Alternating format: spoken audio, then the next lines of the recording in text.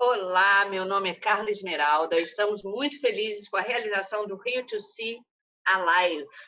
Em nome do Rio to See, nós gostaríamos de agradecer imensamente a presença de todos os palestrantes e moderadores, especialmente do painel de hoje, a técnica maravilhosa e a você que nos assiste.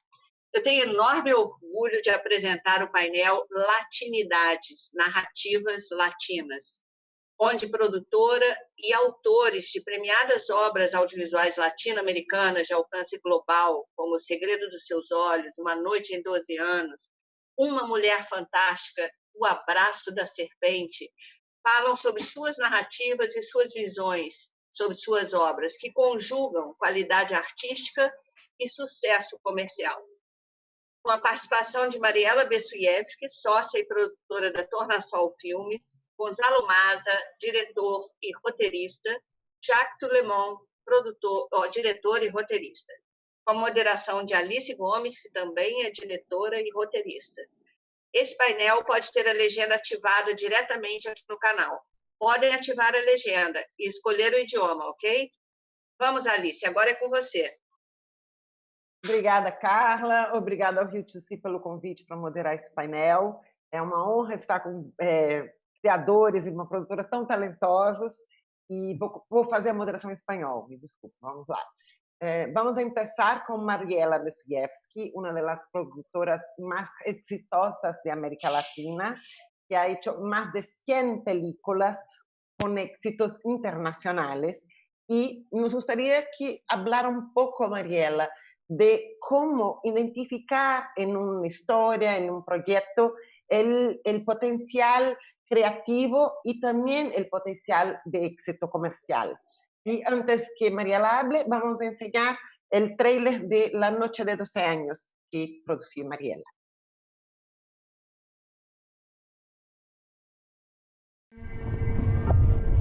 Estos tipos no pueden hablar con nadie y nadie puede hablar con ellos. Nos llevó años ganar esta guerra. ¿Cuál es su nombre? Eleuterio Fernández Huidobro. Mauricio Rosenkoff. José Alberto Mujica. Retírese.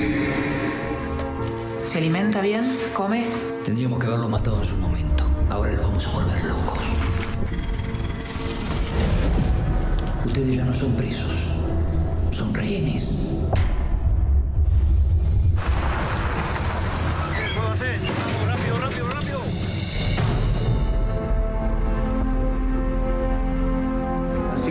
El escritor. Hay una chica que me gusta. ¿Puede ayudarme? Hace 7 años que no leo. Tiene que agarrarse de lo que pueda, Mujica, en este momento. ¿Es creyente? ¿Cree en Dios? ¿Qué Dios haría esto? Para buscar su libertad. ¡Que no me lleve mi pelea! Una mariposa. Lo siento, pero su hijo no se encuentra disponible. ¿Y dónde está? Vos tenés que resistir y no dejes que te maten. Y ustedes querían cambiar el mundo. Yo hice lo que hice porque creía en lo que hacía y acepto mi castigo. Y ni usted ni nadie va a darme por derrotado. Sobreviva. Falta poco.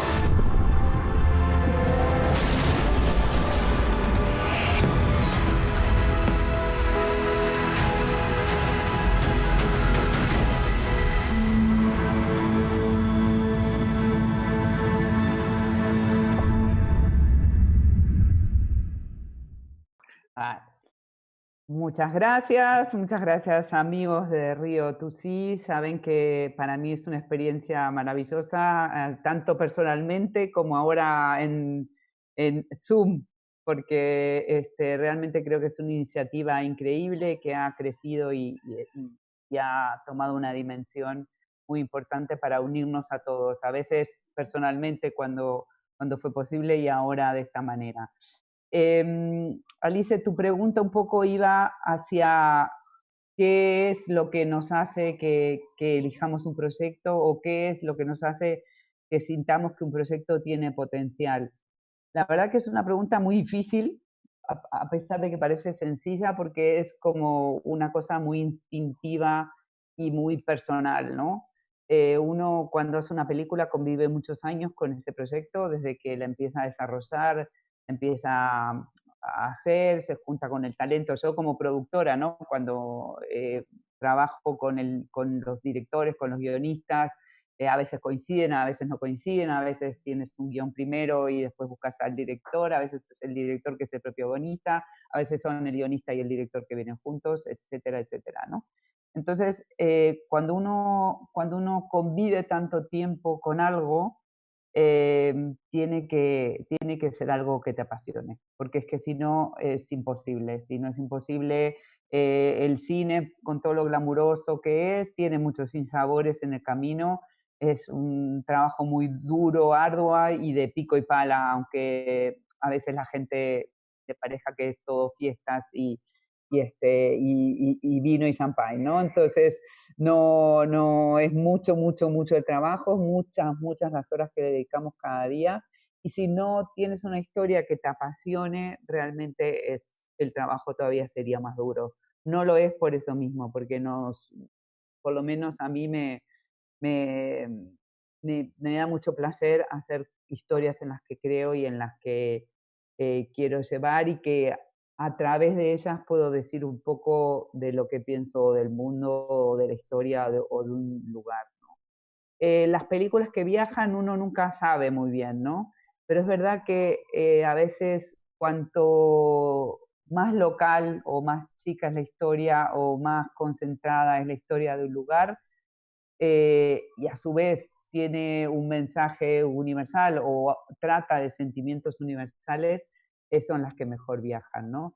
Por lo menos en mi experiencia, las películas que han sido como de mucho éxito son películas que pasaron en un lugar, en una determinada época y a unos determinados personajes y no fueron producto de una combinación de, esto tiene éxito, entonces lo pongo aquí, esto tiene éxito y lo pongo aquí. Fueron cosas muy particulares y muy personales que trascendieron porque hablaban de todos nosotros, ¿no?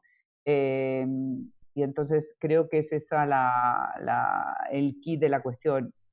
Cómo a veces eso mismo que te cuento lo aplico a una película y no funciona, y no cuaja, y no termina de armarse, y a veces lo sientes, lo llevas adelante y viaja y apasiona a todo el mundo y te apasiona a ti. Es un poco un misterio. Yo siempre digo, si las películas y supiéramos exactamente lo que tenemos que hacer, seríamos banqueros, ¿no? Y tendríamos la fórmula del éxito. Entonces, un poco es eso.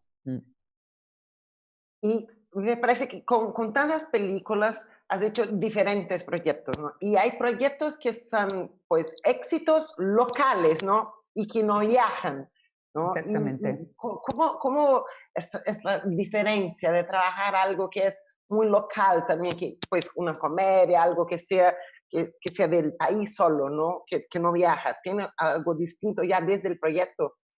A ver, hay cosas que tenemos claras de que son locales en cuanto a las posibilidades de éxito local.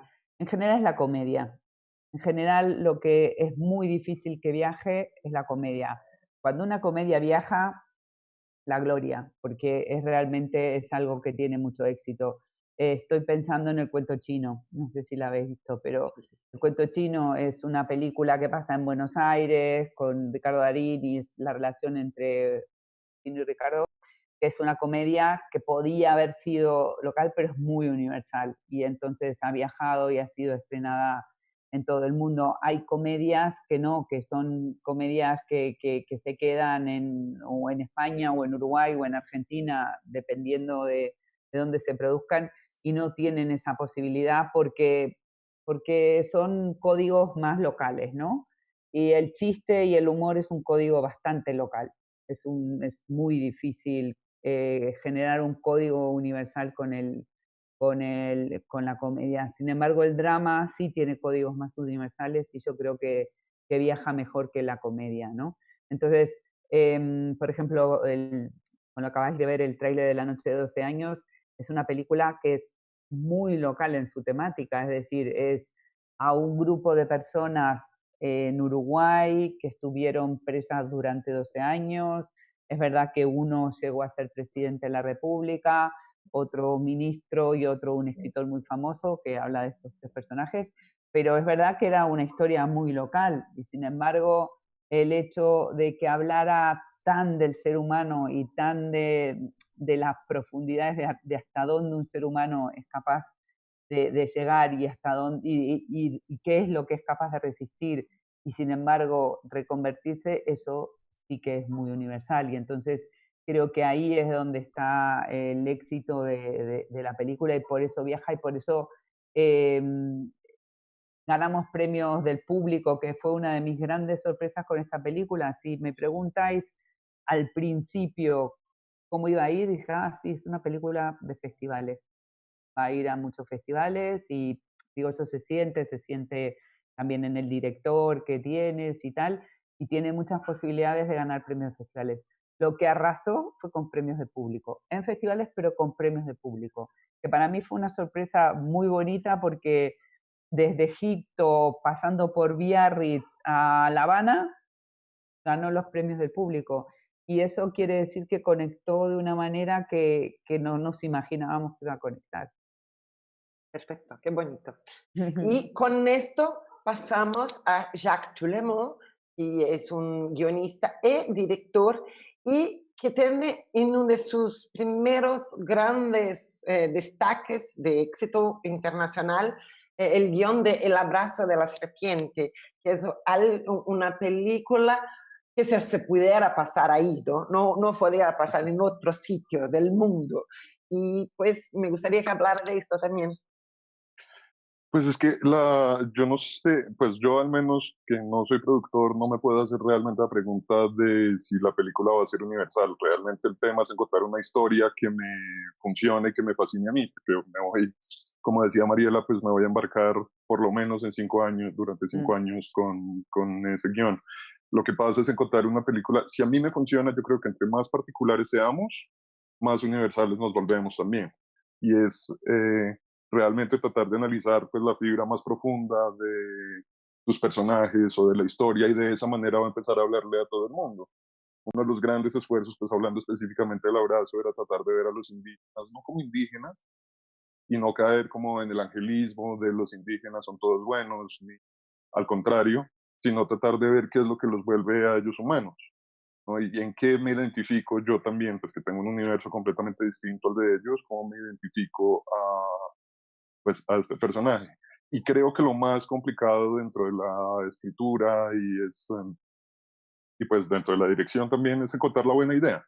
Y es encontrar esta idea que va a funcionar, a mi juicio, tiene que funcionar como a 3 niveles. A un nivel como dramatúrgico, es decir, que se va a contar una historia, que existe una historia que puede rebotar, que nos puede emocionar, que va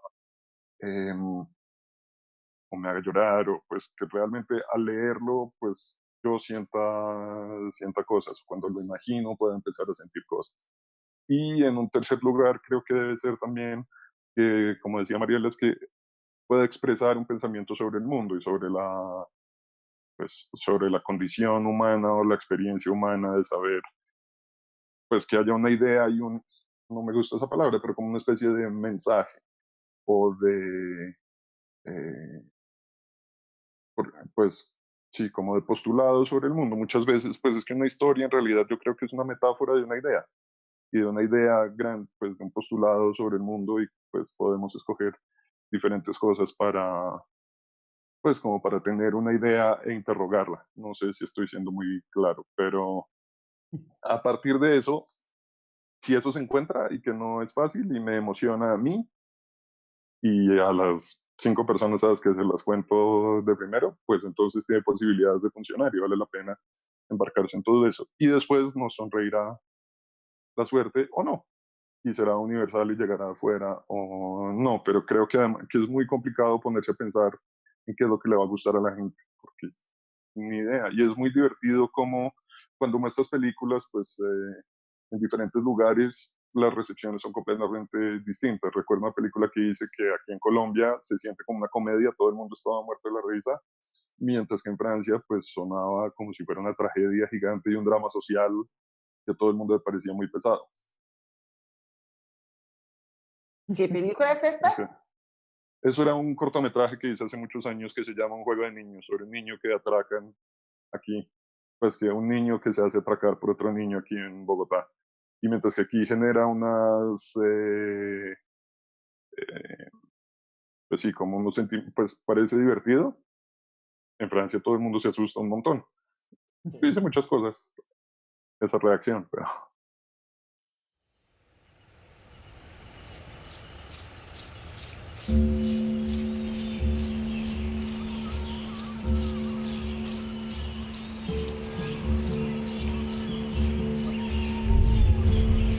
Dañarán David, nunca se note, hígado, pues lo baitaño, no más, no te caigo.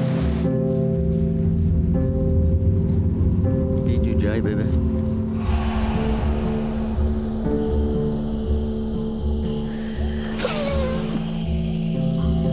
¿Y naco igual no es que muro? Naco va a ver que va a venir muro, muy de que yo. Nunca he soñado, ni dormido, ni despierto. Yo que ya cruna, como ya va aquí, muere, ya voy que me muere, tú date una happy.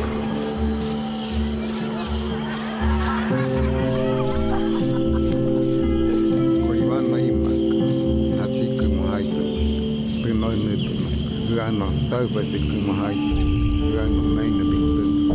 ¡Váyase! ¡Pasao! ¡No tenemos caucho!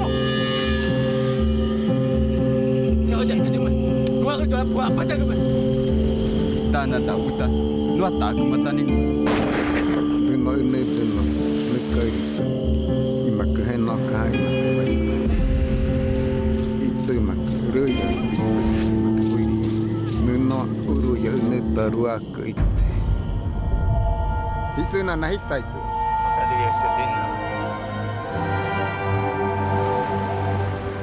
¡Colombiana! Vosotros habéis portado el diablo a la comunidad. A lo mejor lo muere. This is madness.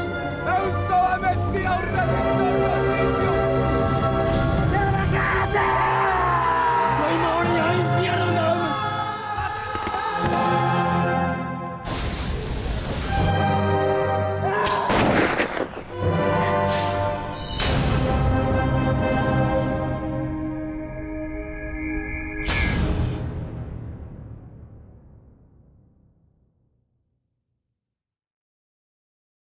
Y seguimos con Gonzalo, que tiene este éxito como guionista y volvió director. Y vamos a enseñar el tráiler de su primer largo como director, que se llama Ella es Cristina, que viene de estrenar internacionalmente en este 2020, ¿no? En 2019 y está ahora dando vuelta. Vale, entonces vamos a enseñar el tráiler. ¿De la Cristina? Es la persona más linda y preciosa que alguien podría conocer. Es mi mejor amiga. Sal de mi casa. Loca culiá. ¿Qué le pasa a la Cristina? Está mal. La separación la tiene mal. La pregunta es, ¿cuántas veces te has enamorado? No, nos van a volver a ver juntos, van a pensar que volvimos. Me da lata eso. Para las minas de mi edad es distinto. Es más entretenido estar sola. Necesito que empecemos los trámites del divorcio lo antes posible. Llevo media hora hablando puras huevas de ti que no son ni remotamente entretenidas, como para hablar tanto rato. ¿Qué hueá me estáis haciendo, hueá? ¿No te pegaste en la cabeza? Si querés que te haga un hueona de nuevo, yo no me voy a quedar a verlo. Allá tú. ¿Esa hueá que le pasa a todo el mundo contigo siempre? Me aburrí de ti. No te vuelvas a meter en mis cosas. Niña cuchilla.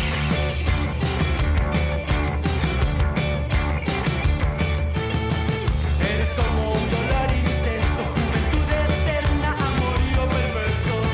Siempre entrando hasta sacarme sangre, si la llaga se cierra con tu Como que me da vergüenza haber sido tan hueona. ¿Pero no se embarazó de su marido? No, su señoría. Yo te adoraba. Anda, tirarte a esa hueona y déjame tranquila. Niña cuchillo.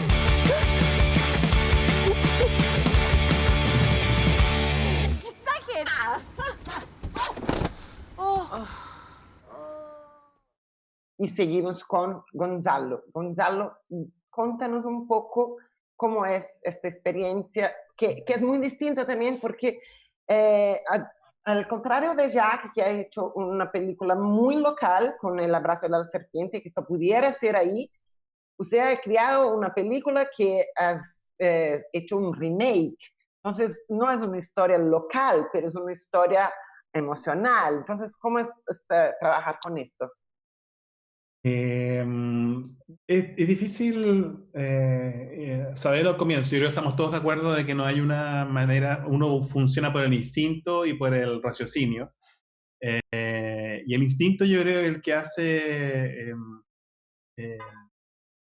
es como que hubiera algo dentro de uno, una especie de vibración que dice que aquello en lo que uno está trabajando es emotivo, es emocionante. Tiene una llama, tiene algo que a uno lo hace pensar mucho rato, lo tiene pegado a uno mismo como si fuera una canción. Y yo creo que cuando uno siente eso con una historia que está trabajando, naturalmente lo bello del cine es que si uno lo hace de manera correcta y se rodea de las personas de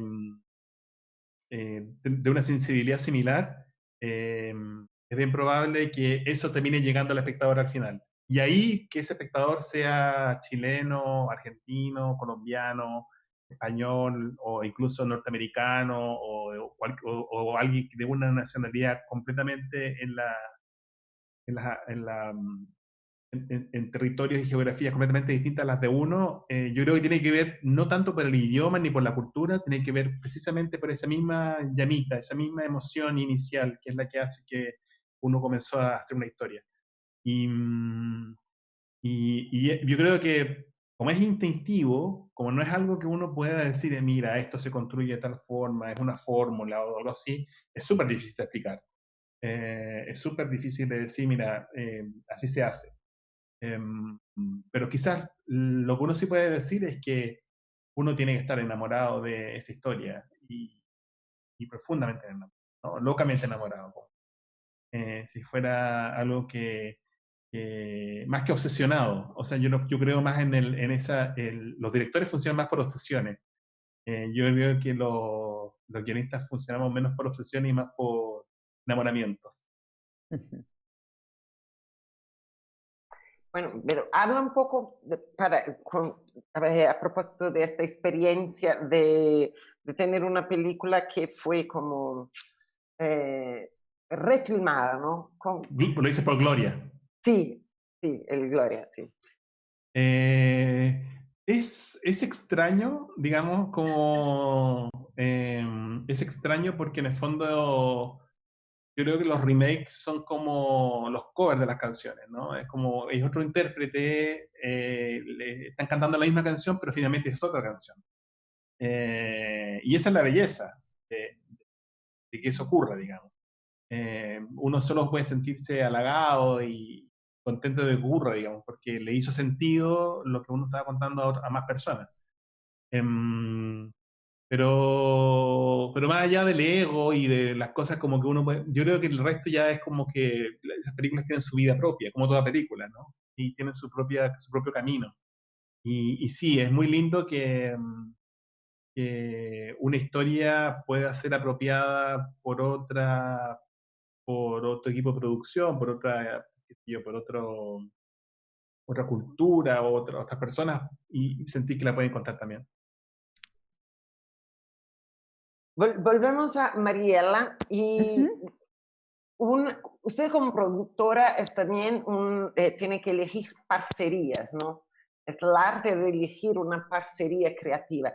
Y es que no vamos a hablar mucho de las parcerías de coproducción, de financiación, por ejemplo, que las existen. Pero las parcerías creativas, ¿cómo trabaja usted con un director o con un guionista de diferentes países? ¿Cómo es su diálogo, no? Como siempre, no hay prototipos. Cada relación es una relación distinta, ¿no? Y si bien hay historias que ya te llegan más desarrolladas, y hay historias y que te enamoran, como dice Gonzalo, hay otras que o salen de ti o se cruzan en tu vida con alguien. Y entonces cada relación con cada director es completamente distinta, ¿no? En los casos, por ejemplo, para seguir hablando la noche, en el caso de Álvaro, a mí el escritor de lo que dio lugar al material, que era un libro de entrevistas, que es uno de los personajes de la noche, que se llama Memorias del Calabozo, me contactó para escribir, para que pensara en llevar a la ficción una novela suya que tenía. Y me dio Memorias del Calabozo, me la dio como material, digamos que de informativo, ¿no? Porque no era nada de ficción, era una autoentrevista entre él y el otro personaje.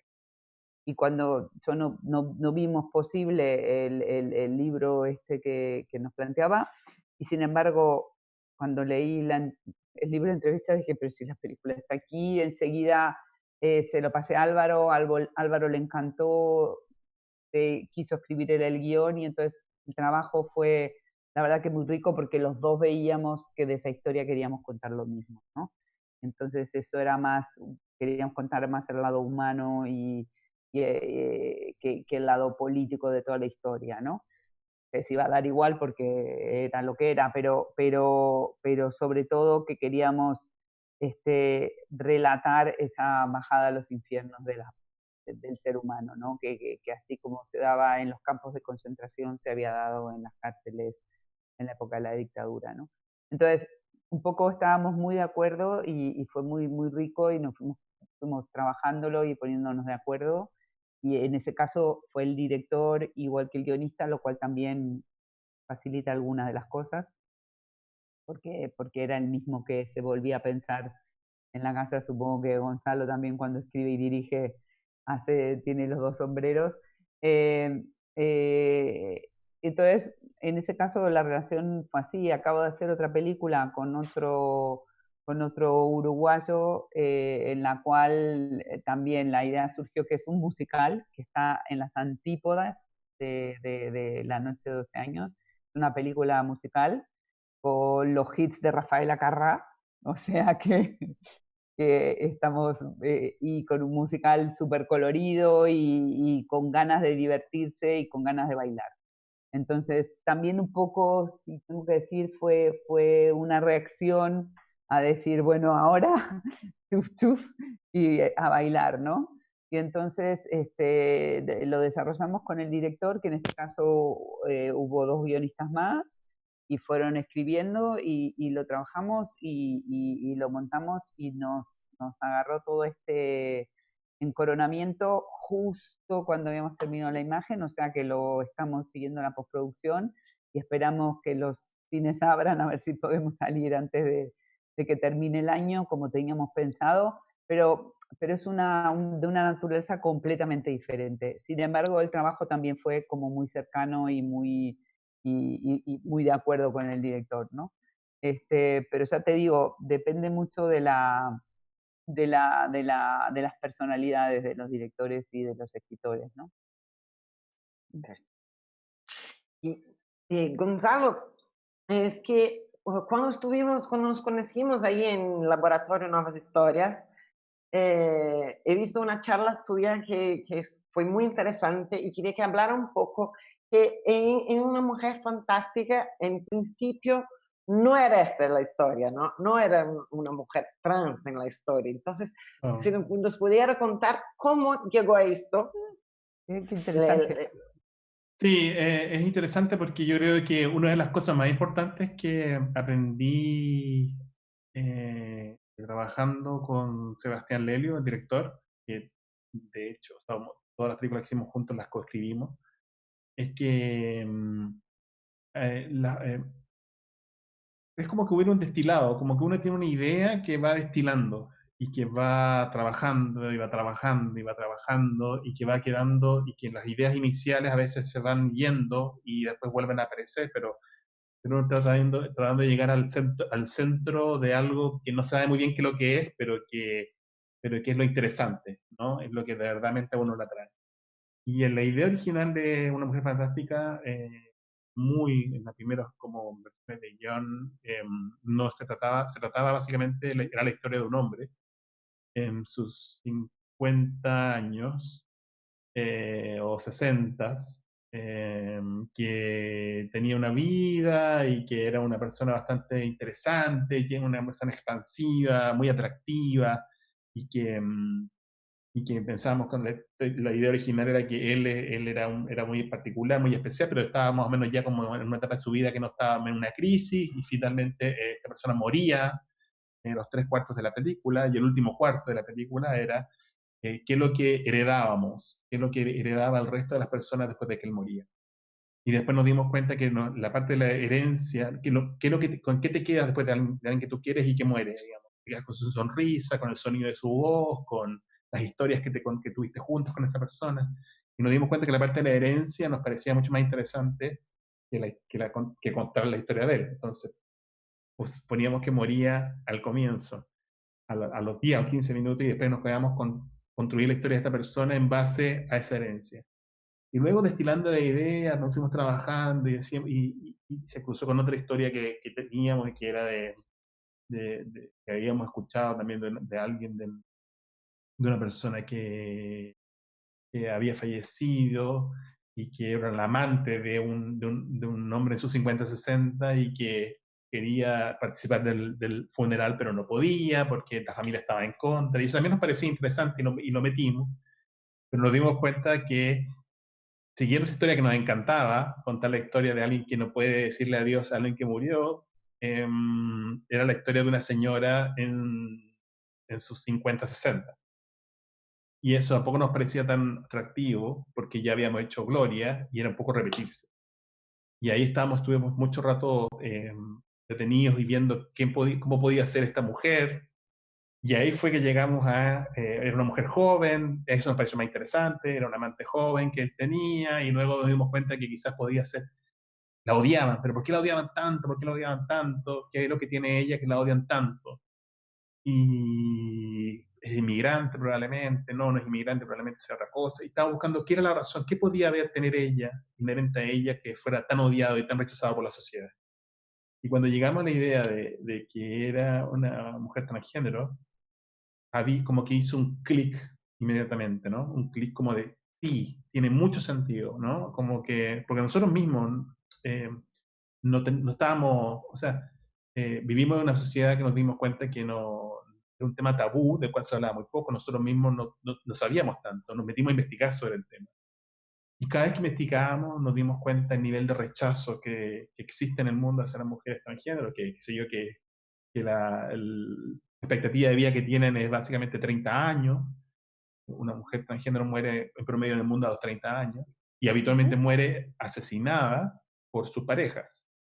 Entonces era tan terrible toda la información y todo lo que investigamos sobre la historia que nos pareció súper potente. Y ahí nos fuimos por ahí y ahí no nos paró nada, digamos. Pero fue básicamente una recopilación de un trabajo largo y un destilado de emociones y sentimientos. Y yo creo que eso fue súper importante porque, ya que no fue escrita desde el comienzo como la historia de una mujer transgénero, cuando ves la película, es importante, evidentemente, pero no es lo más importante. Es la película de alguien que no puede decir adiós. Y yo creo que eso hace que son ideas que básicamente colisionan entre ellas y que rebotan y que generan otros significados, digamos. Y eso hace que, por lo menos, lo hace muy atractivo de escribir. Interesante. Muy interesante, Sí, sí. ¿no?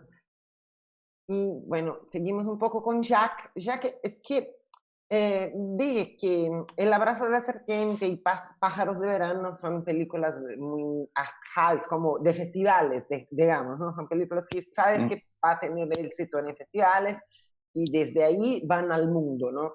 pero me gustaría que hablara un poco de la experiencia de hacer una serie con que Netflix, que ya sale pues casi internacional, ¿no? Ya hace sabiendo que va a ser vista en todo el mundo, ¿no? ¿Cómo es trabajar, la distinción de trabajar estos dos tipos de proyectos? Pues el tema es que ahí yo tenía dos funciones distintas, entonces mi experiencia siempre es diferente, porque El Abrazo o Pájaros pues la escribí, mientras que la serie de Netflix pues la dirigí. Entonces sí cambia un poco, pero a la larga es que no cambia, no estoy seguro que eso tenga mucho que ver. Hay unas cuestiones de presupuesto que cambian un poco, pues que obviamente El Abrazo pues estaba mucho más apretado pues que Frontera Verde. Pero a la larga viene a ser más o menos lo mismo, creo, la manera en que te acercas a la historia que vas a filmar. No sé si, pues, y el tema es como tenía dos funciones distintas, es un poco diferente también. Pues después hay unas diferencias también un poco entre el formato, pues es muy diferente rodar una película donde tienes mucho más tiempo que una serie donde te empiezan a cortar y pues donde se vuelve mucho más complicado tener que rodar rápidamente en el Amazonas, pues es difícil porque cualquier cosa que, pues no sé, quieres poner la cámara en cualquier lugar y de repente ese arbolito que se veía indefenso en realidad es un tronco lleno de hormigas. O ojalá pisas cualquier lugar y de repente se te va a caer una serpiente encima, no tienes ni idea. Pero más allá de eso, creo que es bastante similar. El tema es tratar de acercarse, lo que, pues como que el punto de unión de todo esto es que pues trabajábamos también éramos invitados a estas locaciones y trabajábamos con una gente que tiene un universo y una manera de ser muy diferente a la nuestra y pues es tratar de acercarse a ellos con respeto y tratar de entender pues como dentro de las culturas indígenas, pues también uno acercarse con una forma pues completamente occidental y un modo de trabajo muy organizado. Y es encontrar el punto intermedio entre los dos, cómo nos integramos a que podamos hacer una película y al mismo tiempo respetando tu manera de ser. Pero piensas que tiene, además de esto, no sentía que había como algo de creación. Fue completamente libre en las dos opciones. Podía ser, desde la parte creativa, era libre igual. Totalmente. Y sí, pues obviamente como sobre el guión ya cuando estamos de acuerdo, pero en el rodaje también era completamente libre y nos dieron una gran libertad que algunas veces hasta me parecía excesiva y me asustaba, pero que funcionó muy bien en el proceso, por lo menos en mi participación. Entonces, sí, tuvimos una gran libertad, que eso es divertido. ¿Y piensas que cuando procura un proyecto para dirigir y cuando es invitado a escribir algo, ¿no? ¿Cómo sientes estas diferencias cuando buscas algo que se va a hacer usted y cuando le invitan a algo? Si hay una diferencia de trabajar así. Pues, de todos modos, para poder hacer algo, yo sí necesito pues, meterme completamente y al 100% y creer realmente en esa historia. Y me gusta mucho la definición que da Gonzalo, pues que es como enamorarse de esa historia. A mí lo que más me gusta es contar la película, pues la historia desde el comienzo hasta el final. Cuando estás haciendo una peli, lo que es muy bonito es que cuando la escribes en el papel, pues la escribes una vez, pero vas a reescribirla completamente, a cambiarla completamente en el rodaje y después también en el montaje y en la postproducción. Eso es lo que a mí más me gusta, pero ahí también se necesitan socios, ¿no? Ya sea un guionista o cuando estás en el rodaje, pues están los actores, el director de foto, etcétera, y después el editor. Y pues es un honor cuando me invitan a participar entonces como socio, pero para poder aceptarlo lo que necesito es realmente que me emocione a mí y sentir que tengo algo que decir y que tengo algo que aportar. Y no sé, como que también puedo llegar a ser el autor de esa y que voy a aportar y voy a traer cosas pues que son propiamente mías también. Yo quería decir una cosa que es que lo que dice Jacques es que cuando uno está haciendo una cosa, aunque esté rodando, como dices tú, para el mundo, no lo puede pensar así, porque si tú piensas, yo creo que tienes que hacerlo como si estuvieras para ti mismo, para tu público de siempre, o que te guste a ti y a la gente que te rodea, porque es que si no es imposible, inconmensurable y terminaría siendo de nadie, ¿no? Totalmente. Sí, yo creo que también son tan largos estos procesos y tan azarosos, porque a pesar de que pareciera desde afuera que no lo son, pero siempre son súper azarosos. A veces hay procesos que uno no puede trabajar por una cantidad de tiempo, otros a veces están metidos en otros proyectos. Entonces, siempre hay muchas cosas que están pasando simultáneamente. Lo más importante termina siendo nunca olvidarse dónde estaba la llamita inicial, ¿no? ¿Dónde estaba ese... Es fácil perderse cuando uno está en la versión número 4 o 5 de un guión. Yo he estado en películas donde he tenido hasta 12 versiones de guión. Perderse y después darse cuenta que ya esto, aunque es un buen guión o que funciona o lo que sea, no tiene esa vida que originalmente nos hizo todos embarcarnos en este proyecto. Y yo creo que es súper importante nunca olvidarse de eso, nunca olvidarse qué es aquello que a uno lo hace embarcarse en un proyecto y estar ahí, porque extraviarse es muy común. Sí. Y sobre todo en Y el eso pasa un rodaje que montón. se hace, sí, perdón, sobre todo en el rodaje que se hace de a pedacitos, como decía una chica, mi primer meritoria, mi primer película, a la tercera semana me renunció porque me dijo, yo no sabía que el cine se hacía de a pedacitos. Ella pensaba que empezaba a rodar y iba toda la historia y entonces quedó muy... En orden. En orden. Pero Jack ha rodado en orden. Sí, una vez tuve la fortuna de hacerlo, eso es lo máximo. Sí, yo he leído una entrevista que hablaba de esto, que ha rodado en orden. Pues eso es lo que tiene, como, por eso hay que escribir road movies, para que después los productores no te puedan cambiar el plan de rodaje, pero... Sí, pero en orden también es en pedacitos, porque... Sí, claro. Total, pero ayuda un montón en realidad.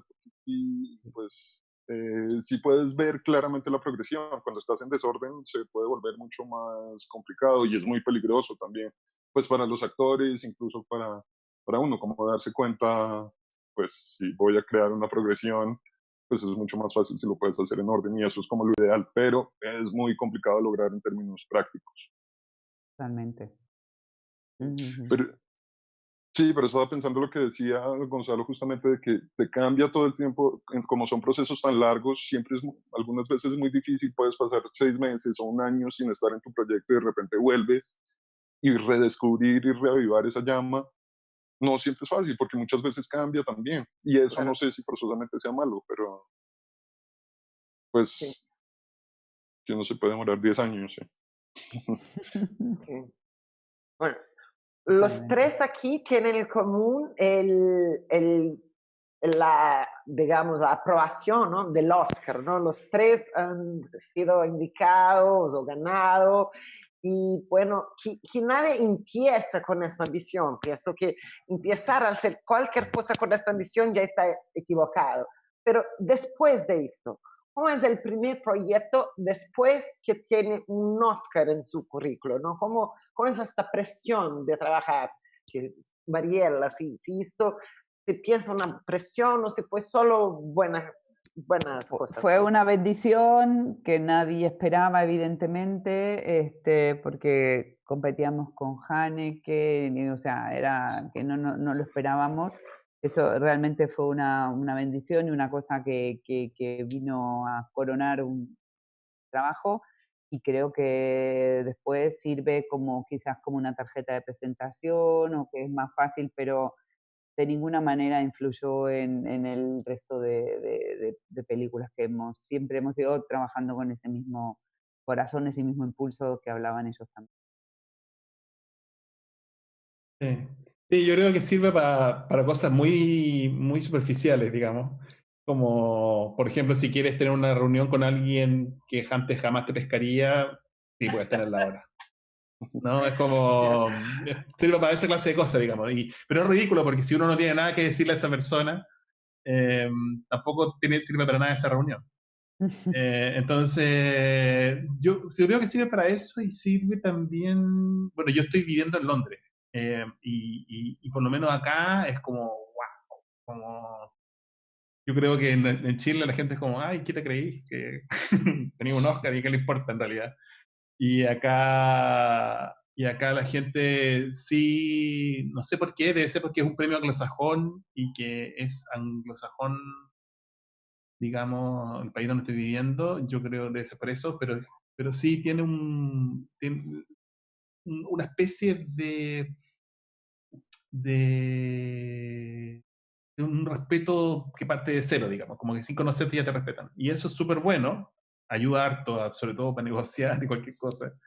Pero en realidad con uno mismo, como creo que uno no tiene que ni por un segundo pensar que eso significa nada, digamos. De verdad no significa nada, porque a lo más quizás se necesita un poquito más de estrés y más de presión. Pero de que pensar de que ahora tus historias van a ser mejores, lo veo muy difícil. Yo tengo un amigo que dice... Un minuto, Jacques, para concluirnos. Me voy a demorar 10 segundos, pero yo tengo un amigo que dice que hay que ir tan rápido que ni el éxito ni el fracaso te detengan. Y pues Sí. vale. Es un buen final.